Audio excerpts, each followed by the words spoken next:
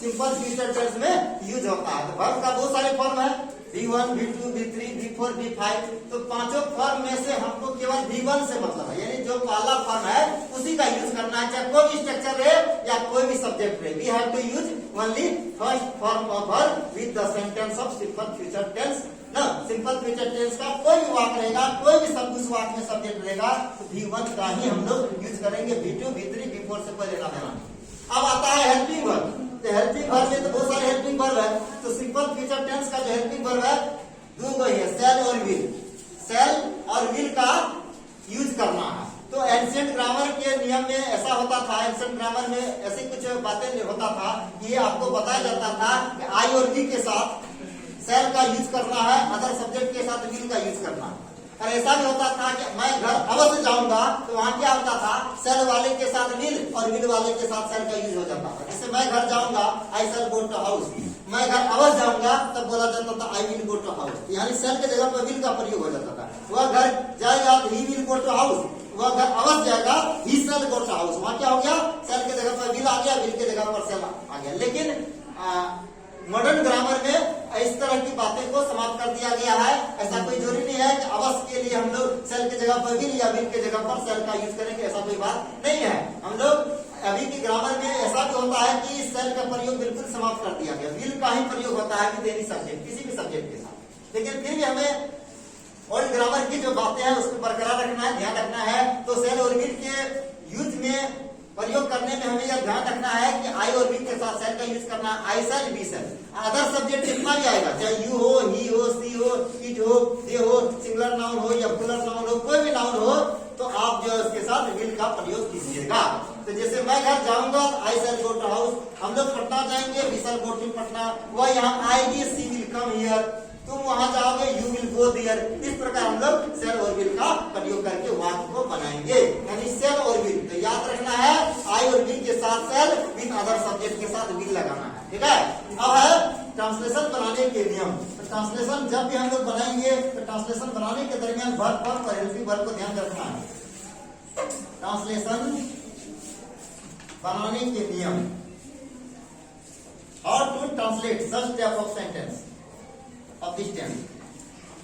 इस टेंस के वाक्य को कैसे ट्रांसलेट किया जाए। तो ट्रांसलेशन करने के लिए सबसे पहले वाक्य का पहचान करना होगा, यह वाक्य आपका कौन टेंस का है। तो गाय यदि आधारित जो वाक्य देखिएगा, उसको आप सिंपल फ्यूचर टेंस मान लीजिएगा। सिंपल फ्यूचर टेंस मान लीजिएगा, तो सिंपल फ्यूचर टेंस के अनुसार जो आपका स्ट्रक्चर वगैरह कर रहा है, जो हेल्पिंग वर्ब का यूज करने के लिए कह रहा है, जो वर्ब का यूज बताया गया, उसके आधार पर आपको ट्रांसलेट कीजिएगा, ठीक। तो ट्रांसलेशन बनाने के नियम में हम लोग स्ट्रक्चर को ध्यान रखेंगे, स्ट्रक्चर पर आधारित हम लोग ट्रांसलेट करेंगे। तो पहला स्ट्रक्चर हो जाएगा the structure of, structure number 1, the structure of simple future tense.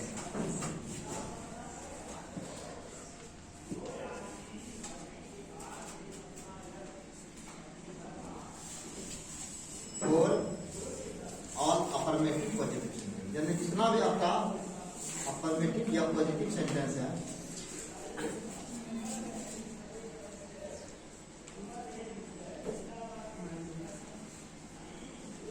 Affirmative positive sentence का जो सेंटेंस है, ऐसे सेंटेंस का जो ट्रांसलेशन बनाने का स्ट्रक्चर होगा आपका ये है, एस प्लस सेल या विल। एस का मतलब हो गया सब्जेक्ट, और सब्जेक्ट के अनुसार सेल या विल का प्रयोग कर देना। तो सेल और will be use according to the subject in that sentence. Plus V1, no other form of verb has been used here, only V1, O plus R, that is the structure. Only on this structure we can translate affirmative positive sentence. इस structure पर हम लोग affirmative positive sentence को translate करेंगे। जैसे example हो गया आपका कि वह यहाँ कल आएगी, वह यहाँ कल आएगी, आज नहीं कल आएगी, आएगी। कोई लड़की है जो कि कल यहाँ आएगी, तो देखिए वह आएगी हो गया आपका वर्ब, कौन आएगी तो वह सब्जेक्ट, कल हो गया समय को, तो ये रेस्ट यहाँ वहां शब्द क्या होता है, जगह को दिखाता है, इसलिए ऑब्जेक्ट हो गया। अब इसको बनाएंगे, वह यहाँ कल आएगी, सी, यहाँ देख लिए वह सब्जेक्ट में आपका वह है, तो वहां सी लिख दिए, क्योंकि आएगी, आएगा नहीं, आएगी, लड़की है। सी के साथ आपको क्या लगाना, विल लगाना, यहाँ देख लेंगे आई वी के साथ सेल, सबके साथ विल, यहाँ विल लगाएंगे इन सारी के साथ, लिखेंगे सी विल, आएगी, आना के लिए होता कम, यहाँ के लिए होगा हियर, बच्चा कल, कल का मतलब क्या होगा, आने वाला कल, जिसका इंग्लिश टुमोरो होता, अब बीता हुआ कल का यस्टरडे होता, टुमोरो, सी क्या लिखेंगे, she will come here tomorrow, she will come here tomorrow, मतलब वह यहाँ कल आएगी। दूसरा है कि मैं अपने पिताजी के साथ बाजार जाऊंगा, ऐसा लिखते हैं, मैं अपने पिताजी के साथ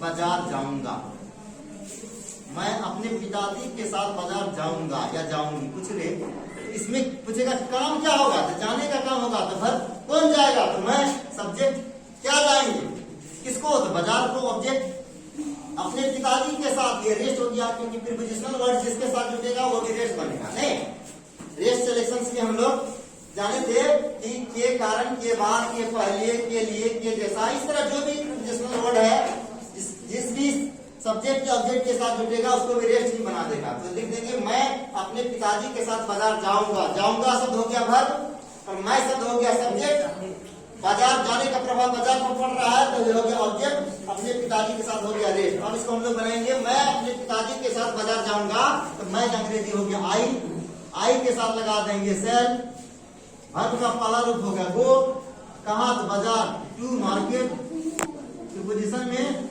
लगा देंगे to, I shall go to market,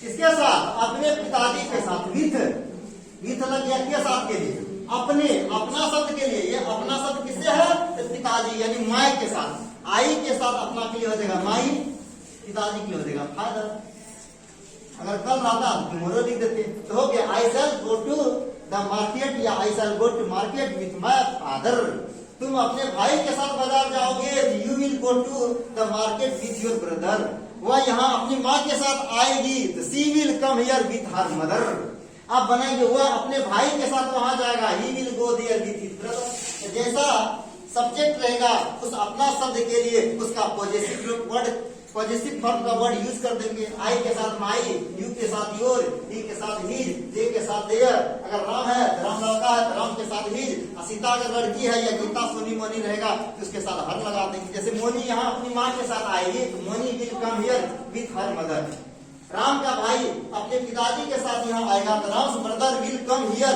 with his brother, इस प्रकार हम लोग अपना शब्द के लिए कोई पार्टिकुलर वर्ड नहीं है कि उसका यूज करेंगे, उस सब्जेक्ट पर डिपेंड करता है कि सब्जेक्ट किस पर्सन का है, उसका जो पॉजिटिव फॉर्म होगा उस वर्ड का यूज कर देंगे, वो अपना शब्द के लिए हो जाएगा, ठीक है। इस प्रकार अफर्मेटिव पॉजिटिव सेंटेंस के वाक्यों को only on this structure we can translate such type of sentence from Hindi to English, ठीक है, ओके। आप फिर निगेटिव अगर बात रहेगा तो इसका स्ट्रक्चर अलग होगा, सेंटेंस के वाक्य का ट्रांसलेशन इस स्ट्रक्चर पर किया गया। अब रही बात अगर मेरा अफर्मेटिव निगेटिव सेंटेंस है, निगेटिव है, सिंपल फ्यूचर टेंस के अंतर्गत अफर्मेटिव निगेटिव सेंटेंस है, इसका स्ट्रक्चर क्या होगा, the structure of simple future tense that means future indefinite tense for all affirmative positive sentence, affirmative ये हो गया आपका निगेटिव सेंटेंस। हम लोग निगेटिव सेंटेंस देखेंगे, निगेटिव अफर्मेटिव निगेटिव सेंटेंस के वाक्य को कैसे ट्रांसलेट करना है। पॉजिटिव तो वाक्य देख लिए, यही वाक्य अगर आपका अफर्मेटिव निगेटिव रहेगा तो उसको ट्रांसलेशन हम लोग सब्जेक्ट प्लस सेल या विल प्लस नॉट, नॉट लग गया सेम है, सब्जेक्ट प्लस सेल या will plus not plus V1 plus O plus R, नहीं ये नॉट लग गया नहीं के लिए, ये निगेटिव के लिए नॉट लग गया। तो अगर हम लोग कंस्ट्रक्शंस में अगर यूज करेंगे तो सेल के साथ नॉट लगा देंगे, एक साथ भी लगा सकते हैं तो शॉर्ट हो जाएगा, विल के साथ नॉट लगा देंगे तो वॉन्ट हो जाएगा, ऐसे भी हम लोग लिख सकते हैं, WON लिख देंगे, ठीक लिख देंगे, वॉन्ट हो गया, या आप SHALL का ये साउंड दोनों चीज हम लोग यूज कर सकते हैं, साउंड या वॉन्ट का यूज कर सकते हैं। अगर नॉट का यूज नहीं करेंगे तब वॉन्ट या साउंड, इस तरह हम लोग इसका यूज करते हैं। चलिए हम लोग नोट का यूज करेंगे, जैसे एग्जाम्पल में वह यहाँ नहीं आएगी, वो यहाँ नहीं आएगी, वहां आएगी, इसमें हो गया नहीं आएगी, लिखेंगे सी विल या she won't come here, not come here, इसका मतलब वो यहाँ नहीं आएगी, या इसको हम ऐसे लिख सकते सी वॉन्ट विल में नॉट लग गया, दोनों मिलाकर का हो गया वांट। अब बाद बाकी जो है लिखिए देखिए कम हियर, वह यहाँ नहीं आएगी। दूसरा है तुम बाजार नहीं जाओगे, तुम बाजार नहीं जाओगे, ये मेरा आदेश है, किसी को रोकना देता है, तुम बाजार नहीं जाओगे। You won't go to the market, या यू विल नॉट बोलिए या वॉन्ट बोलिए, बात बराबर है। गो टू मार्केट, तुम बाजार नहीं जाओगे, ठीक है। इस तरह आपका अफर्मेटिव निगेटिव सेंटेंस के वाक्य को इस स्ट्रक्चर पर ट्रांसलेट किया गया है। स्ट्रक्चर इसी स्ट्रक्चर पर निगेटिव सेंटेंस के वाक्य को ट्रांसलेट करना है। और स्ट्रक्चर नंबर 3 में क्या हो गया, the sentence of soft interrogative. Interrogative में आप चले जाएंगे सॉफ्ट में, क्या वाला वाक्य, जिसके लिए कोई पार्टिकुलर क्या का वर्ड का यूज नहीं किया जाएगा, केवल हेल्पिंग वर्ब आगे कर देना। The sentence of positive soft interrogative, इसमें पॉजिटिव आएगा एक नेगेटिव आएगा, पॉजिटिव सॉफ्ट इंटरोगेटिव सेंटेंस।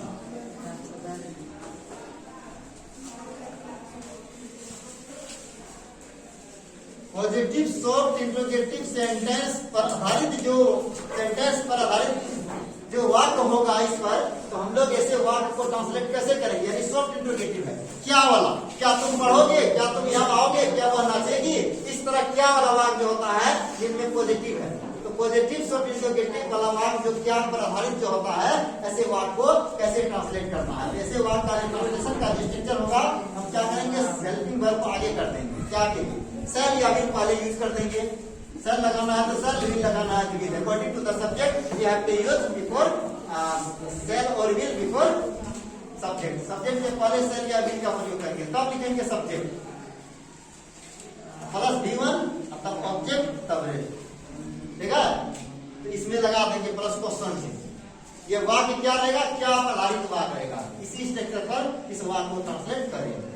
नहीं, जैसे एग्जांपल में रहेगा, देखिए, क्या आप मेरी मदद करेंगे, क्या आप मेरी मदद करेंगे। हम पूछ रहे हैं उससे, क्या आप मेरी मदद करेंगे, अगर वो करने वाला होगा तो हाँ बोलेगा, नहीं करने का रहेगा तो हाँ बोलेगा। केवल यस और नो में वो सवाल का जवाब देगा, क्योंकि हमको तो जवाब देना नहीं है, केवल ट्रांसलेट करना है और ट्रांसलेशन के स्ट्रक्चर को जानना है। तो क्या आप मेरी मदद करेंगे, विल यू हेल्प मी, उससे पूछेंगे विल यू हेल्प मी। अगर उसको मदद करने का रहेगा तो कहेगा yes I will help you, या आई शैल हेल्प यू। नहीं करने का रहेगा तो no I will not help you. नहीं करेगा तो कहेगा नहीं मैं आपकी मदद नहीं करूंगा, I shall not help you.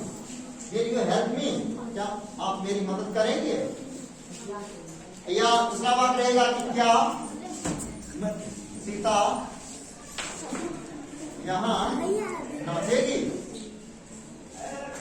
क्या सीता यहाँ नाचेगी, लिखेंगे will Sita dance here, will Sita dance here, क्या सीता यहाँ नाचेगी, तो विल सीता डांस हियर। इस प्रकार निगेटिव सेंटेंस के वाक्य को ऐसे हम लोग ट्रांसलेट करेंगे, ठीक है। तो विल सीता डांस हियर, यहाँ भी है, यहाँ हियर, यहाँ के लिए हियर लगा देंगे, यही वाक्य है, लेकिन आपका निगेटिव है। नहीं तो निगेटिव रहेगा तो स्ट्रक्चर बदल जाएगा, तो लिख देते हैं the sentence of negative soft interrogative, मतलब पॉजिटिव सॉफ्ट इंटरोगेटिव नहीं वाला है, निगेटिव सॉफ्ट इंटरोगेटिव। अगर निगेटिव सॉफ्ट इंटरोगेटिव वाले वाक्य है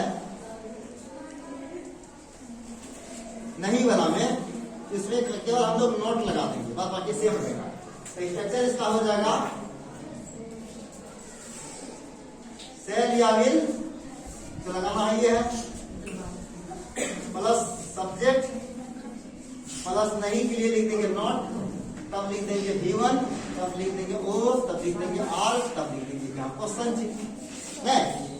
जैसे मान लो एग्जाम्पल में हो जाएगा क्या, वाक्य तो उसी तरह रहेगा, खाली नहीं शब्द आ जाएगा, क्या आप मेरी मदद नहीं करेंगे, क्या आप मेरी मदद, उसमें पूछ रहा था क्या आप मेरी मदद करेंगे, यहाँ पूछ रहे क्या आप मेरी मदद नहीं करेंगे।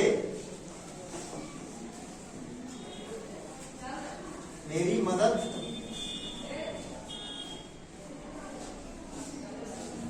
नहीं करेंगे, विल हेल्प मी या want you help me, will you नहीं लिख देंगे not help me, will you not help me या वांट हेल्प मी, तो विल नॉट को साथ ही हम लोग वांट भी यूज कर सकते हैं, नहीं इस वैसे लिख सकते हैं want help, want you help मी, इसको ऐसे लिख सकते हैं, विल प्लस नॉट को एक साथ लिख सकते हैं, एक साथ यूज करके साथ। दूसरा है क्या वह लड़की अंग्रेजी नहीं पढ़ेगी, वह लड़की यानी कोई लड़की है जो दूर में है उसको इंडिकेट करते इशारा करते हुए कहते हैं क्या वह लड़की अंग्रेजी नहीं पढ़ेगी, क्या वह लड़की, ये सब्जेक्ट हो गया, वह लड़की अंग्रेजी नहीं पढ़ेगी, इसको बोलेंगे विल पहले लगा देंगे, that girl not read English, will that girl not read English या want that girl read English, इसको ऐसे बोल सकते हैं क्या तुम वहां नहीं जाओगे, will you not go there, क्या मैं आपको अंग्रेजी नहीं पढ़ाऊंगा, shall I not teach you English, इस प्रकार हेल्पिंग वर्ब पहले लगा देंगे, फिर सब्जेक्ट तब नहीं के लिए नॉट, तब भी वन, तब ऑब्जेक्ट तब ये सब इंट्रोगेटिव वाले वाक्य को इस स्ट्रक्चर पर हम लोग ट्रांसलेट करेंगे, पॉजिटिव का ये स्ट्रक्चर और नेगेटिव का ये स्ट्रक्चर। अगर यही वाक्य आपका जो है WH फैमिली का रहेगा तो उससे WH फैमिली का जो पार्टिकुलर वर्ड है क्यों, कब, कहाँ, कैसे, किसको, उसको हम लोग उसमें इंक्लूड कर देंगे। जैसे तुम घर कब जाओगे, when will you go to house, मैं यहाँ कब आऊंगा, when shell I come here, उसको कहेंगे WH पॉजिटिव इंट्रोगेटिव, फिर WH नेगेटिव इंट्रोगेटिव, ये था आपका शॉर्ट इंट्रोगेटिव। और WH फैमिली का वाक्य का अलग स्ट्रक्चर था। मेरा स्ट्रक्चर आ गया structure of structure of future independence,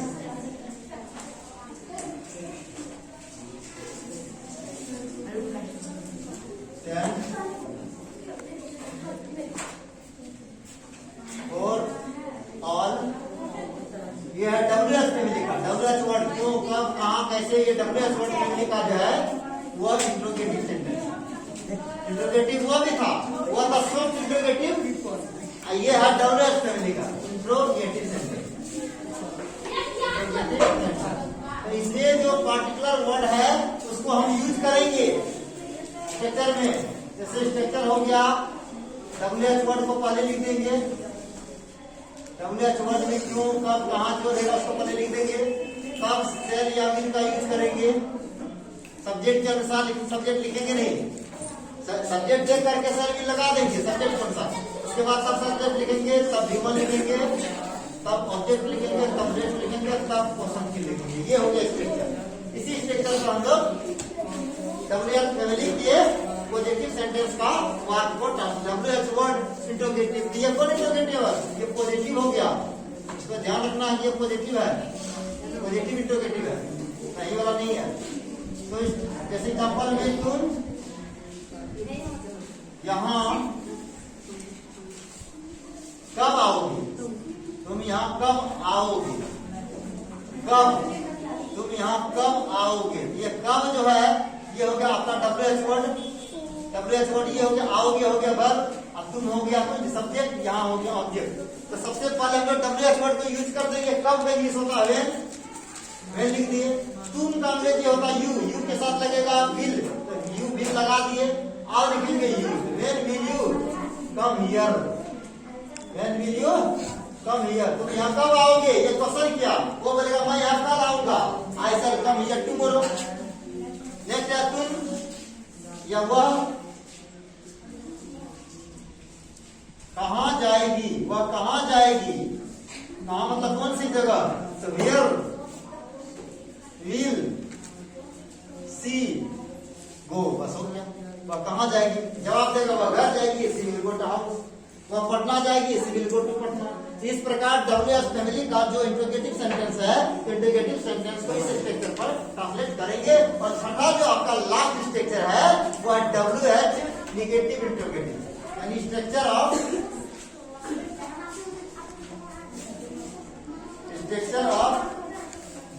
word. तो कौन इंट्रोगेटिव है? तो ये निगेटिव इंट्रोगेटिव है। WH के अंतर्गत जो निगेटिव इंट्रोगेटिव है नहीं वाला ऐसे वाक्य को कंप्लीट करें, निगेटिव इंट्रोगेटिव।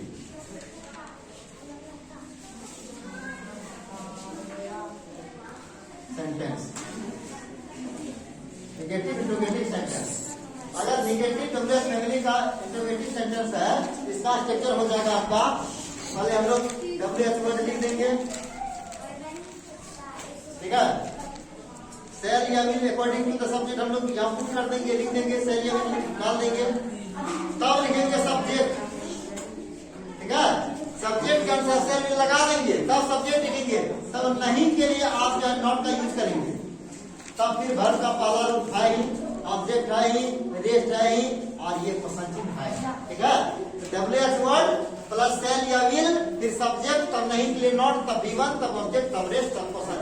जैसे एग्जाम्पल में तुम यहाँ क्यों नहीं आओगे, तुम यहाँ क्यों आओगे, अब तुम यहाँ क्यों नहीं आओगे, क्या कारण है, तुम यहाँ क्यों नहीं आओगे, कारण बताना है। तो बताना नहीं है, केवल ट्रांसलेट करना। तुम यहाँ क्यों नहीं आओगे,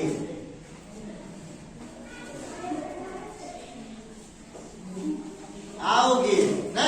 तो पहले क्यों का अंग्रेजी ये हो गया WH वर्ड, आओगे हो गया वर्ब, तुम हो गया सब्जेक्ट, ये हो गया ऑब्जेक्ट, ये WH वर्ड है। तो पहले हमको WH वर्ड का यूज करना है, तो क्यों का अंग्रेजी लिख देंगे वह, अब तुम का अंग्रेजी होगा यू के साथ लग जाएगा विल, तो वह विल, तुम का अंग्रेजी हो जाएगा यू, नहीं तो हो जाएगा नॉट।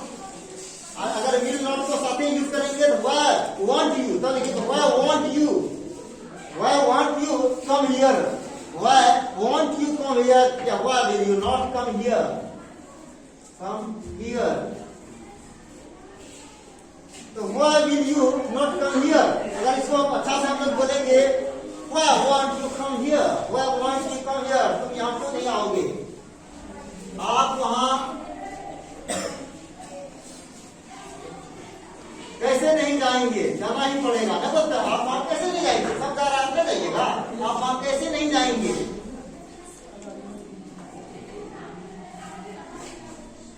तो कैसे का अंग्रेजी लिख देंगे how will you not go there? या will के साथ नॉट लगा देंगे तो how want you, ठीक है, how want you go there, आप वहां क्यों नहीं जाएंगे। इस प्रकार ये 6 स्ट्रक्चर है जिसके आधार पर आप ट्रांसलेट कर सकते हैं। अब हम लोग एक वाक्य को लेंगे और उस एक वाक्य को 4 स्ट्रक्चर पर ट्रांसलेट करेंगे। जैसे बोलेंगे मैं अपने भाई के साथ बाजार जाऊंगा, ये आपका अफर्मेटिव पॉजिटिव सेंटेंस है। तो बोलेंगे I shall go to the market with my brother, मतलब मैं अपने भाई के साथ बाजार जाऊंगा। यही वाक्य को निगेटिव में चेंज करेंगे तो मैं अपने भाई के साथ बाजार नहीं जाऊंगा, I shall not go to the market with my brother, मतलब मैं अपने भाई के साथ बाजार नहीं जाऊंगा। अगर सॉफ्ट इंटीग्रेटिव पॉजिटिव में पूछेगा यही बात, क्या मैं अपने भाई के साथ बाजार जाऊंगा, हम किसी से पूछ रहे हैं क्या मैं अपने भाई के साथ बाजार जाऊंगा, बोलेंगे shall I go to the market with my brother. अब फिर पूछेंगे निगेटिव में, क्या मैं अपने भाई के साथ बाजार नहीं जाऊंगा, shall I not go to the market with my brother. अगर उसी को WH फैमिली में ले जाएंगे पॉजिटिव में, तो मैं अपने भाई के साथ बाजार क्यों जाऊंगा, क्या कारण है, क्या ऐसा चीज है बाजार में खरीदने के लिए हम अपने भाई के साथ जा रहे हैं। तो वह shall I go to the market with my brother, वह shall I go to the market with my brother, मैं अपने भाई के साथ बाजार क्यों जाऊंगा। ऐसी भी निगेटिव में कहेगा मैं अपने भाई के साथ बाजार क्यों नहीं जाऊंगा, वह shall I not go to the market with my brother, वह shall I not go to the market with my brother. तुम वहां कब जाओगे, when will you go there, क्या तुम यहाँ आओगे, विल यू कम हियर, क्या मैं अंग्रेजी पढ़ूंगा, सेल आई रीड इंग्लिश, मैं अंग्रेजी नहीं पढ़ूंगा, I shall not read English, मैं घर नहीं जाऊंगा, I shall not go to house, तुम यहाँ नहीं आओगे, you will not come here, तुम यहाँ कब आओगे, when will you come here, वह यहाँ कब आएगी, when will she come here, तुम वहां कैसे जाओगे, how will you go there, तुम यहाँ क्या करोगे, what will you do there, क्या तुम यहाँ कुछ पढ़ोगे, will you read anything here. इस प्रकार वाक्य को हम लोग अनेक तरह से ट्रांसलेट कर सकते हैं। वह कुछ नहीं पढ़ेगी, she will not read anything, वह सब कुछ पढ़ेगी, शी विल रीड एवरीथिंग। यानी जैसा भी वह रहेगा सिंपल फ्यूचर टेंस के इस स्ट्रक्चर को आप लोग ट्रांसलेट कर सकते हैं। तो आज की क्लास में हम लोगों ने सिंपल फ्यूचर टेंस या फ्यूचर इंडेफिनिट टेंस के बारे में पढ़ा। साथ ही साथ हम लोगों ने पढ़ा कि कैसे इस तरह के वाक्य को ट्रांसलेट किया जाएगा।